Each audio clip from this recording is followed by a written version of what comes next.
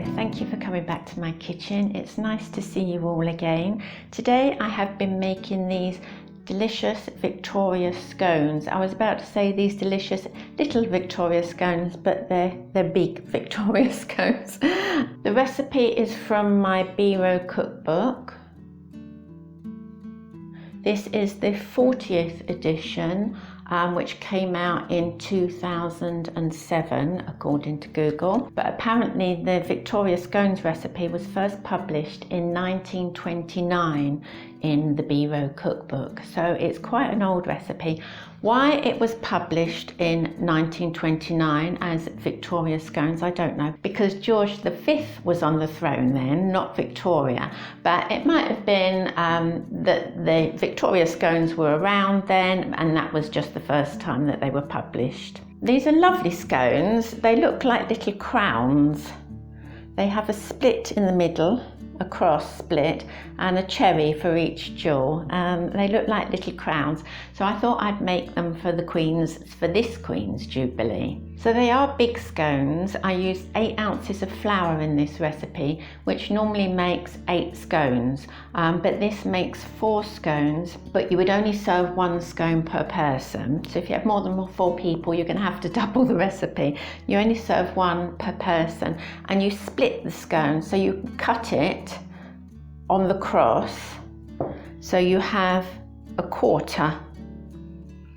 You would eat it in a quarter, and that's split again, that little piece, with butter in it. So I'll have a taste for you.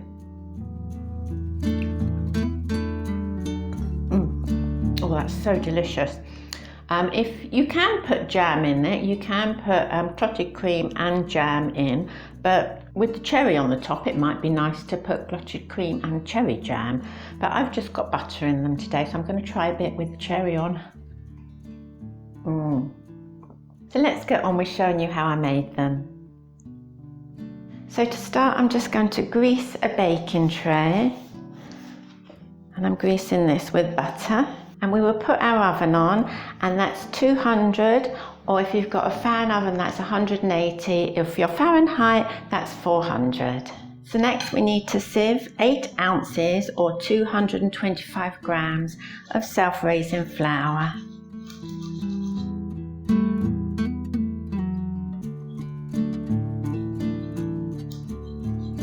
And to this we need to add a pinch of salt. Next, I'm going to add in 2 ounces or 50 grams of cold butter and just chop it up into small pieces as we can. We'll be going in to rub the butter into the flour, but it needs to be chopped up as small as possible first. Just go in with your fingers and rub the butter into the flour until this resembles fine breadcrumbs.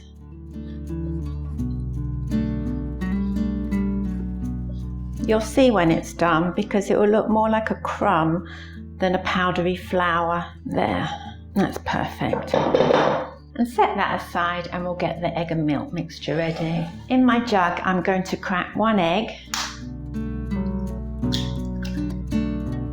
Just fill that up to the 1/4 pint mark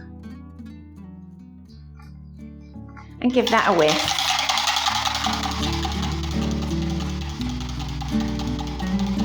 So I'll bring my bowl back again, and now I'm going to add 2 ounces or 50 grams of caster sugar. Just give that a mix. Make a little well in the centre and add the majority of this egg and milk mix, but we do need to keep some aside for the tops of the scones. Just to brush the tops to make them a lovely golden colour. There. And just mix that in. This will make quite a soft dough.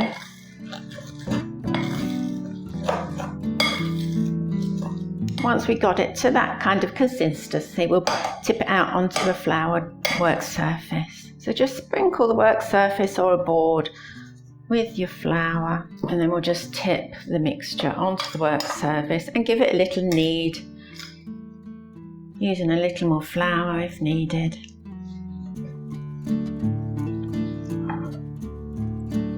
once you've got it into a nice dough, we need to cut it into 4.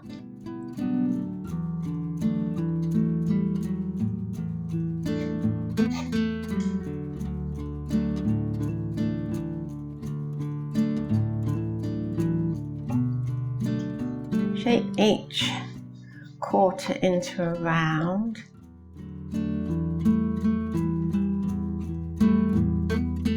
And just roll out very, very slightly. You can almost just press this dough really, just to just over a centimetre or just over ½ an inch.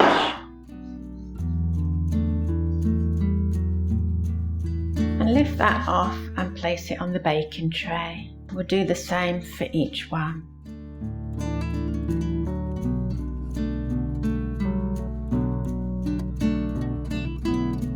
Just important they stay in a round and don't somehow find themselves in an oblong. The Queen does not have an oblong crown, or Queen Victoria didn't. I'm sure this Queen doesn't either.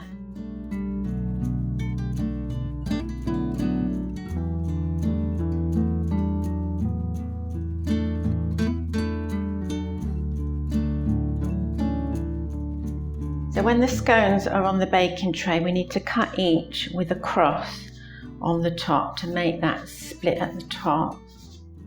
But first I'm just making sure there's lots of flour on my knife. It also needs to be a sharp knife. So just push the knife through and drag. And then flour again. Push the knife and drag. It needs to be a perfect cross, as perfect as you can make it anyway.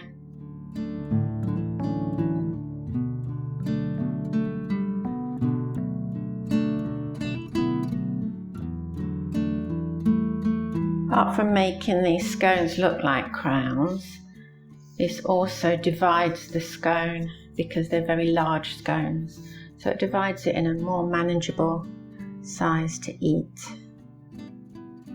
There. All that remains to do now is just brush your scones with the egg milk mixture that you've got left over.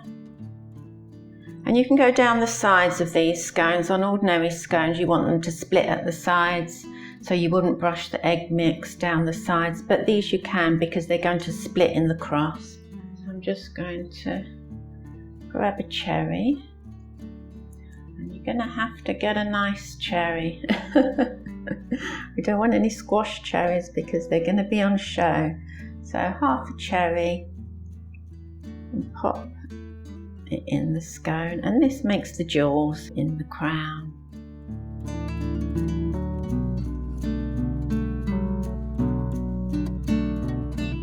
They're perfect. And they'll now go in the oven for between 10 and 15 minutes. So that's 15 minutes. Let's have a look. Look at those, don't they look delicious?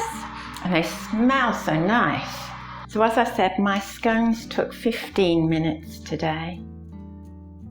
And they just need to cook until they're lovely and brown and golden on the top. We just need to put them onto a wire rack to cool. They are best served on the day of baking, but if they are not all eaten on that day, just pop them in the oven for about 8 minutes to freshen up, as you would do with bread rolls, and they will taste as fresh as they have just been baked.